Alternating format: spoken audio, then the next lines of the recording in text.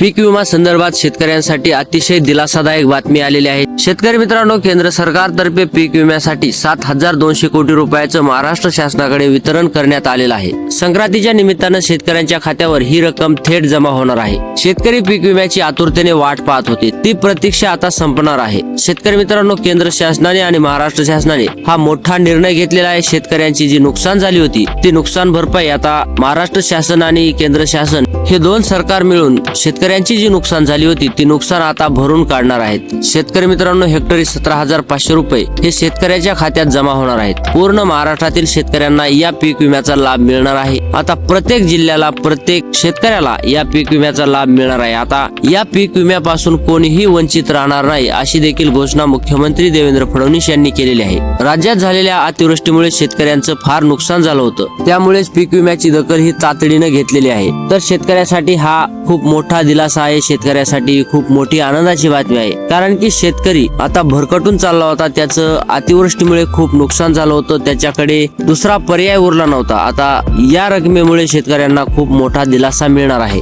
त्याचबरोबर महाराष्ट्र शासनाचे नमो किसान योजनेचे 2,000 आणि 8वा हप्ता देखील शेतकऱ्यांच्या खात्यात जमा होणार आहे आणि पीएम किसान योजनेचे 2,000 देखील शेतकऱ्यांच्या खात्यात संक्रांतीच्या निमित्ताने जमा होणार आहेत। असे मिळून 3 योजनेचे पैसे आता शेतकऱ्यांच्या खात्यात जमा होणार आहेत। तर शेतकरी मित्रांनो, शेतकरी आता मालामाल होणार आहे। शेतकरी आता आपल्याला खुश झालेला पाहायला मिळेल। संक्रांतीच्या निमित्तानं शेतकऱ्याचं तोंड आता गोड होणार आहे। सरकारने हा मोठा निर्णय घेतलेला आहे। तर सरकारविषयी तुमचं मत काय आहे, पीक विम्याविषयी तुमचं मत काय आहे, हे आम्हाला कमेंट बॉक्स मध्ये नक्की कळवा। तर भेटूयात पुढच्या व्हिडिओमध्ये।